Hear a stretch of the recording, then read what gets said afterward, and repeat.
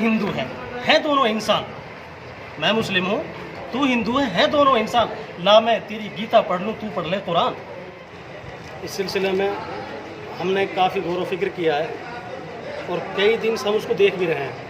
उन चैनलों को भी हम सुन रहे हैं जो चैनल मेवात को बदनाम करने पर तुले हुए हैं। मैं इस बारे में एक बात कहूँगा कि अभी चेयरमैन साहब और दूसरे हमारे जो हिंदू समाज के यहाँ मुअज़्ज़िज़ हज़रात बैठे हैं, उन्होंने बहुत अच्छी बात रखी कि हमें मेवात से कोई ख़तरा नहीं है।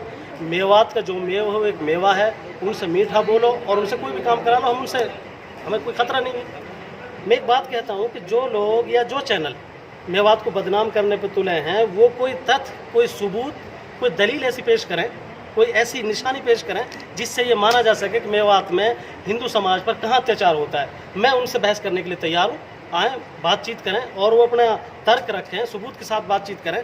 मैं कहता हूं कि ऐसा कोई सबूत वो ज़िंदगी भर नहीं पेश कर सकेंगे कि जिससे ऐसा लगे कि मेवात में किसी भी समाज का कोई भी आदमी किसी तरीके से मजलूम है, उस पर अत्याचार हो रहा है। मैं एक बात कहूँ आपसे, हमारे मेवात में पंचायतें होती हैं, सामाजिक पंचायतें होती हैं। कोई झगड़ा हो जाता है, आपस में वाद विवाद हो जाते हैं तो पंचायतों से निपटाए जाते हैं।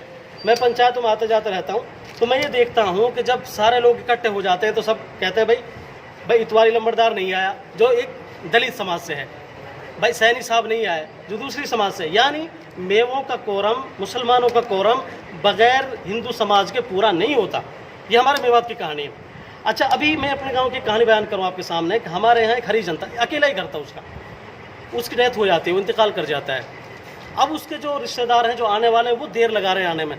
तो पूरे गांव के मेवों ने मिलकर, पूरे गांव के मुसलमानों ने मिलकर उसके लिए ईंधन इकट्ठा किया और उसको अर्थी तक पहुंचाया। ये ऐसा भाईचारा मेवात का है। और मेवात में अगर आपस का कोई वाद विवाद होता है, इसमें एक चीज़ आपको मैं भी बता दूं कि मिसाल के तौर पर इलेक्शन आते हैं, चुनाव आते हैं, तो सरपंची का चुनाव आता है या कोई और चुनाव आता है तो सब कोई किसी समाज के साथ लग जाता है, कोई किसी समाज के साथ लग जाता है। ऐसा नहीं होता है कि भाई ये मेवों का मसला है, ये मुसलमानों का मसला है, ऐसा कुछ भी नहीं है। अच्छा, एक चीज़ और सवाल हो रहा था कि भाई 53 गांव हिंदू विहीन हो गए। ये बहुत बड़ी अफवाह है, सफ़ेद झूठ है, ऐसा है ही नहीं। अगर ऐसा हुआ है, मैं अपने गांव की एक मिसाल पेश करूं। हमारे यहाँ से जाटो समाज के कुछ लोग पुराना कस्बे में वापस है, वो आए हैं सिर्फ इसलिए कि भाई हम यहाँ अच्छे बच्चों को पढ़ा सकेंगे, अच्छे स्कूल यहाँ मिलेंगे, अच्छी सुविधाएं कमाने की हमें यहाँ मिलेंगी। अब जब वो यहाँ से कस्बे से जब गांव जाते हैं, आप यकीन मानिए गांव में उनका इतना मान सम्मान होता है, वेलकम और स्वागत और इस्तकबाल होता है। हर कोई गांव वाला है, हर में उससे कहता है भाई पप्पूराम आज मेरे यहाँ खाना खाना, तुलेराम आज मेरे यहाँ खाना खाना, आज आप मेरे यहाँ मेहमान रहेंगे। और हम उनसे अगर कस्बे में मिलते हैं तो हम ऐसे मिलते हैं जिसको पुराना दोस्त, पुराना यार मिला हो। भाई बात ऐसी है, इन चैनलों ने जो धंधा उठाया है मेवात को बदनाम करने का, मैं कहता हूं कि इंशाल्लाह ना तो ये मेवात को बदनाम कर सकेंगे, ना मेवात का भाईचारा बिगाड़ सकेंगे। मेवात का भाईचारा, ये गंगा जमनी जो तहजीब है, हमने दुनिया, अरे यार पुरानी मिसाल उठा के देख लो, हम तो राणा सांगा के साथ लड़े, राजा हसन खां मेवाती लड़ा है उसके बाबर के खिलाफ। और बहुत सारी ऐसी मिसाल है हिस्ट्री में, इतिहास में मौजूद है, जिनको दुनिया पढ़ेगी तो समझेगी कि हमने दुनिया को ऐसा इतिहास दिया है, ऐसी तारीख दी है जिसमें भाईचारा, गंगा जमनी तहजीब, एक ऐसा गुलशन है मेवात, एक ऐसा बाग है मेवात जिसमें हर तरह का फूल खिलता है और हर तरह के फूल को खिलने की मुकम्मल इजाज़त और मुकम्मल आज़ादी है। तो हम एक बात में हैं, आपने पत्रकार साहब आपने बहुत अच्छी बात कही कि दोनों तरफ से ऐसे असामाजिक तत्व होते हैं जो एक समाज में फ़ज़ा में जहर घोलते हैं। मैं एक बात कहता हूँ, मैं एक शेर पढ़ूँ कि मैं मुस्लिम हूँ तू हिंदू है दोनों इंसान। मैं मुस्लिम हूँ तू हिंदू है दोनों इंसान। ला मैं तेरी गीता पढ़ लूँ, तू पढ़ ले कुरान।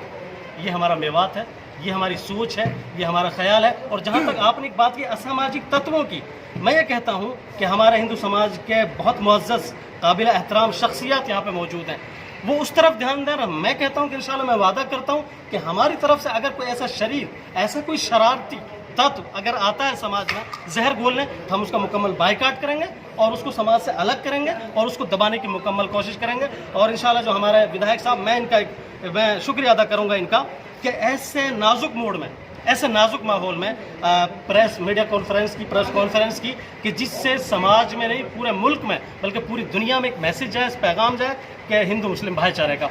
अभी ये जो लॉकडाउन चला है, डीसी साहब से हमारी 3 मीटिंग हुई इस दौरान में, डीसी साहब से। अच्छा, डीसी साहब बार बार ये कहते हैं मौलाना साहब बात ये है कि भाई मामला, सामाजिक जो मामला बिगड़ने ना पाए। बड़ा अच्छा लगा उनका मामला, हमें बड़ी अच्छी सोच थी उनकी। उन्होंने और हमने सब ने मिलकर अपने समाज पर कंट्रोल किया।